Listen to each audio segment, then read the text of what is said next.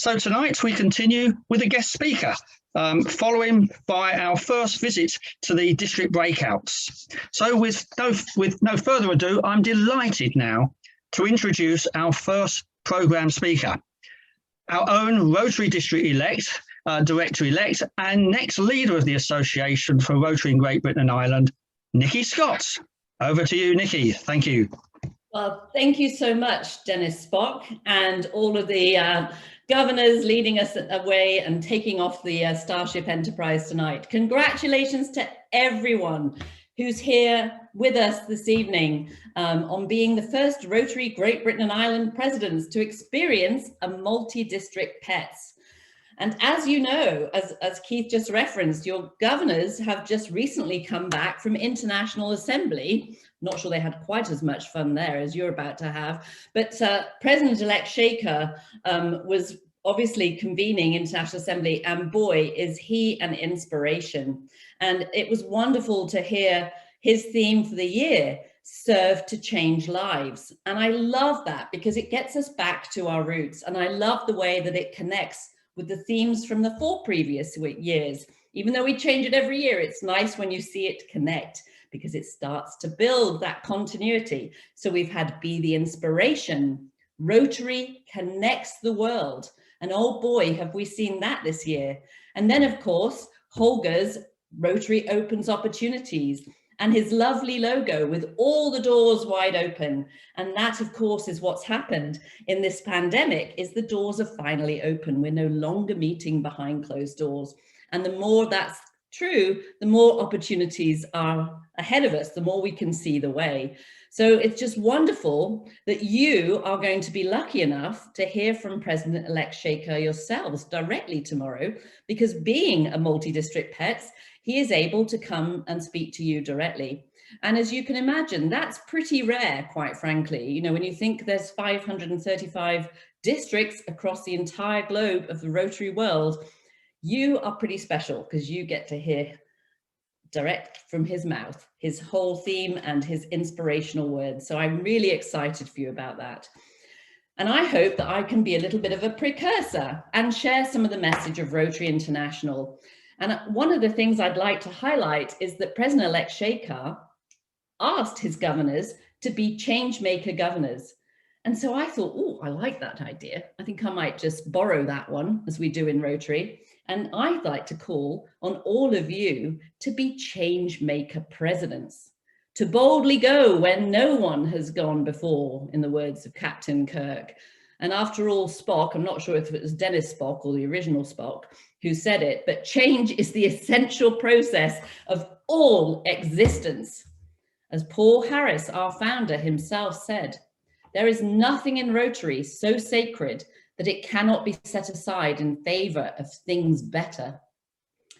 If Rotary is to realize its proper destiny, it must be evolutionary at all times and revolutionary on occasions. So we need to embrace change.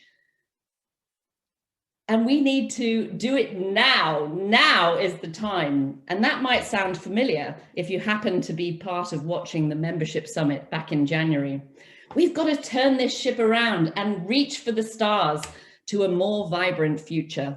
As Les Brown once said, shoot for the moon. Even if you miss, you'll land among the stars. So we're really keeping on with that Starship Enterprise theme here. Why do we need to change? Well, change isn't easy, is it? Who loves change? Hands up. Who loves change? I happen to, but maybe not everybody does. But it's okay. It's fun to embrace change. It's better to go with the flow and to embrace it. And after all, it's our 116th birthday. We've just celebrated on the 23rd of February. And why do we need to change? Well, the world has changed significantly in 116 years. And the question is, are we keeping pace with that? Are we going fast enough? Well, tonight you've got a chance to get on Starship Enterprise and go at warp speed into the future and our 2nd century of service. We are creatures of habit, aren't we? This is the truth. And I'm sure many of you have heard Einstein's definition of insanity. Doing the same thing over and over again and expecting different results. Yeah, so we don't want to do that anymore, right? We've been stagnant for way too long. 20 years, Rotary has been 1.2 million members. Let's make this the year that we break the mold and increase our size, grow Rotary. Let's go off to any town and start new clubs and look for ways that we can work together. Because there's been many changes in volunteering since we started over those 116 years. It used to be the case that the charity was the hero, and actually now the volunteers are the heroes. We've seen that this year more than ever.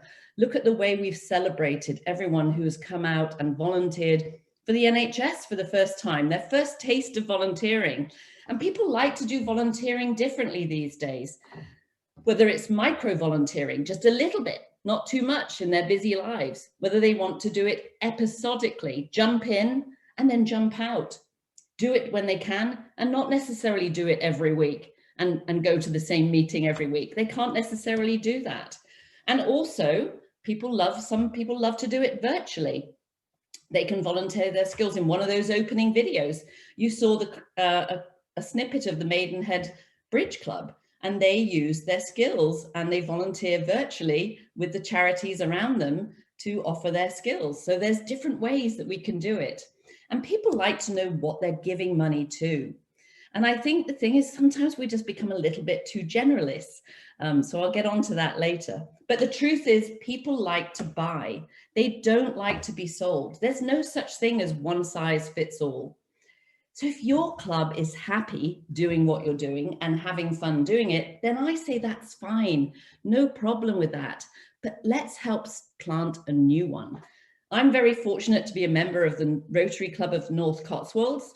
I was the first woman, and it's a club of 45 people, but I was absolutely thrilled that they were willing to embrace me. And in some ways it's a traditional club, but they have a hell of a lot of fun and they have a great banter. And I felt immediately at home when I joined them. And what was so exciting is they've just started a new satellite club. They had just planted a new club. And it was a really clever idea, because what they did is they said, look, we do all this work with the local school, with Interact, with youth programs, you know, with all of the fantastic youth programs we do. And we haven't really found a way to land that and have the parents join us in Rotary. So they went out and they specifically invited those people to join a new club. And it is a massive success. And they meet in a local village hall, and they bring their own wine and a packet of crisps, or at least they were doing before we were banned from doing that. And they just do it their way. They only meet every other week, and they're more focused on getting out and doing projects. And in a very short space of time, they had built these fantastic vegetable gardens for the school where their children went to go to school and have fresh vegetables that they've grown in their own schoolyard. What a great idea. What a great way to protect the health of their future children and the health of the community, quite frankly. So there's ways to do it differently. And as hard as this COVID-19 pandemic has been, I think it's been a fantastic catalyst for accelerated change. And our chance now is to take everything we've learned in this past year and to figure out a way to build back better. That's a United Nations term, but I love to say, no, let's build forward better. Let's look forward, take the best of everything we've always been doing and the wonderful legacy, but let's capitalize on what we're learning now and ways to build a marriage between doing it in person and doing some things virtually. Look at this fantastic evening and how many of us are all able to meet without having to even leave our living rooms, let alone sit in traffic jams and horrendous weather on the way. So we're very lucky. So the question is, how do you as club leaders, how do you go about leading change? Well, it all starts with having a compelling vision. And we're lucky that Rotary International has just coined a new vision a couple of years ago. And it was revealed at International Assembly as well a couple of years ago. And the vision is this, and you may have heard it, but forgive me, I'm going to say it again. Together, we see a world where people unite and take action to create lasting change across the globe, in our communities, and in ourselves. And my favorite element is in ourselves. That's sacrilege. Wait, we're supposed to be service above self, right? Yes, we're service above self, but we always get something out of it. And I don't think we own that enough. I think we get so much. I know I have personally gained enormously, especially in terms of leadership development, but not just that. My whole family's gained in the experiences and the treasures of things, of meeting people across the whole world, people who I would never have met if I wasn't part of Rotary. And so there is a wonderful leader out there called Simon Sinek, S-I-N-E-K. And I invite you to Google him. He has a message called Start with Why. People don't buy what you do, they buy why you do it. So have you ever asked yourself, what is your why? Why do you give all these hours to Rotary? What is it that taps into your passion? And I'm going to come back to that later. So I want to leave you thinking about that, all right? Think about your why. Getting back to our action plan for change, the Rotary International Action Plan, we have 4 priorities and a call to action. Have you noticed that word action coming up a lot already? We're people of action. We're called to action. Well, we have an action plan. And actually, President Holger this year asked all of the clubs to have their own action plan. And that would be the ideal, is that Rotary has a plan, Rotary Great Britain and Ireland has a plan, every single district has a plan, but every single club has one too. And that they all end up coming together, so we're all rowing in that same direction towards that very bright future. Well, here's the 4 priorities, if you're ready. Number 1, we need to increase our impact. What are we doing that gets noticed in our communities?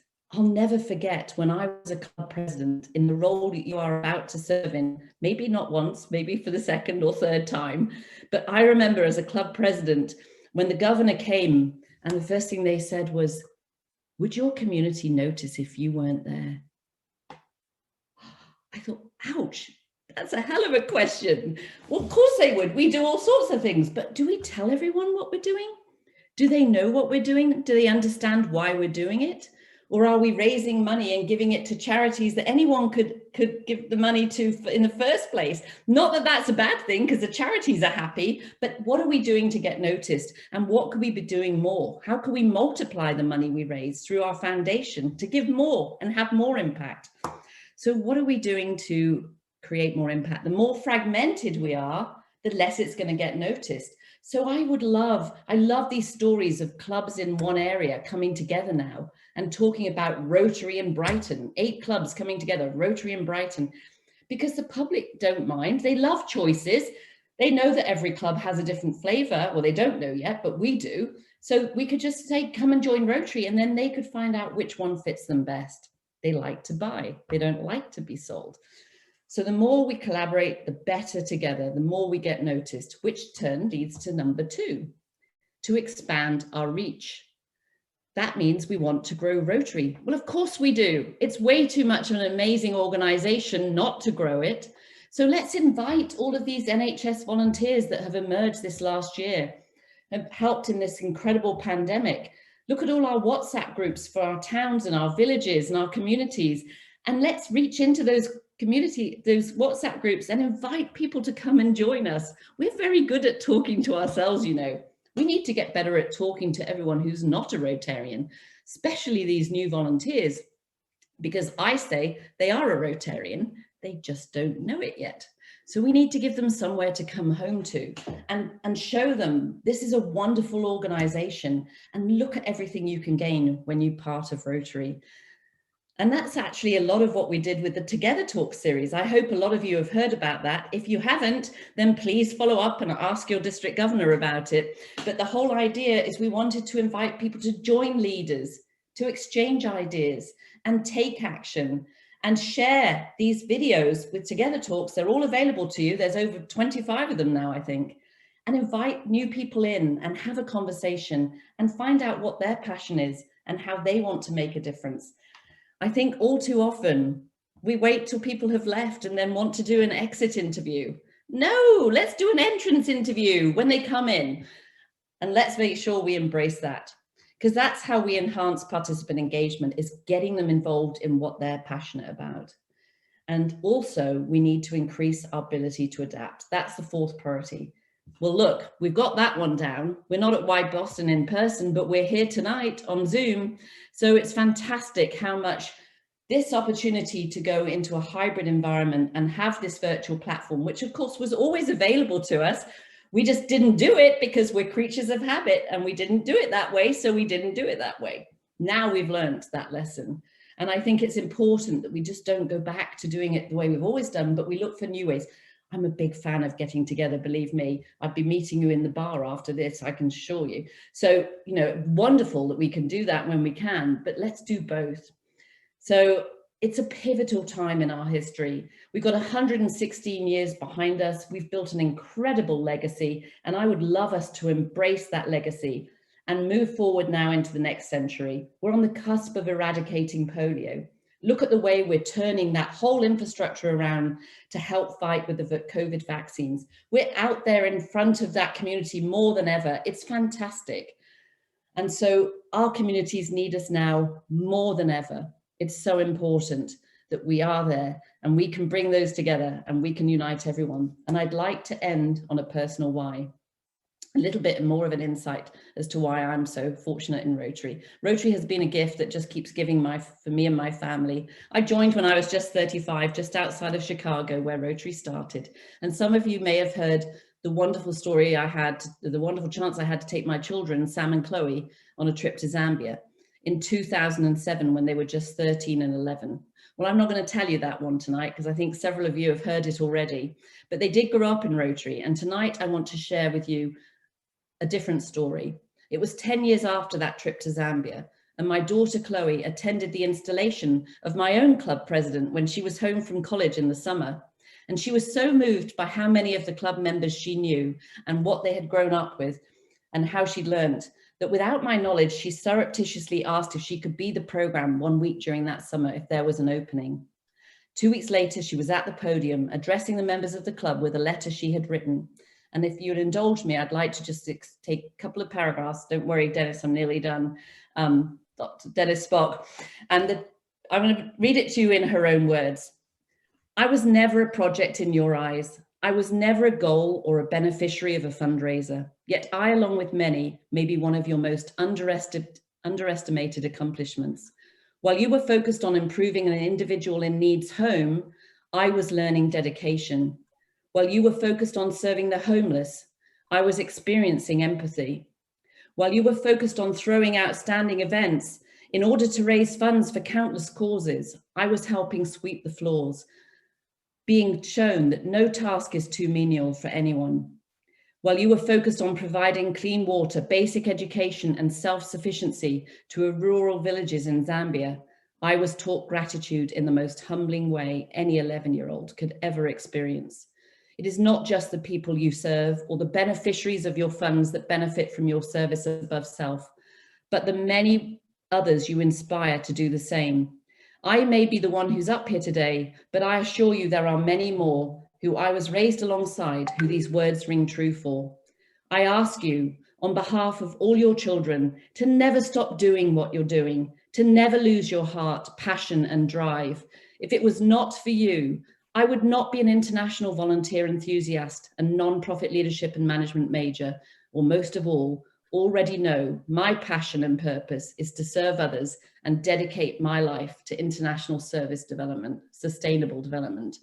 So you see, Rotary has created so much change for both me and my family. It is the gift that just keeps giving. And so I come back to your why, and I just want to ask you, who have you given the gift to?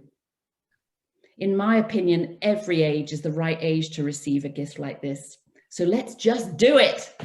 In conclusion, thank you all for taking this opportunity to serve as leader of your club this next year. My call to action and challenge to you all, my friends, is that are you going to manage the status quo, or are you going to lead and be a change maker? Are you going to be evolutionary or revolutionary leaders? I hope you will be revolutionary, because make no mistake, the future of Rotary in Great Britain and Ireland depends on it. And let's be sure to have some fun along the way. It should be fun volunteering. And on that note, given my last name, Scott, despite the fact it's strictly a misquote. And given the governors already went there, I'm going to actually ask us to kick off and this end of this session, or the end of this kickoff, by raising a toast and ask you if you'll come on board the Starship Enterprise to boldly go and dare to dream. And I want to hear you all say, beam me up, Scotty. Okay, let's hear it. Beam me up, Scotty. Beam me up, Scotty. Well done, Nicki. Thank you very much indeed. Excellent. Thank you. And thank you for a wonderful kickoff and inspirational message there.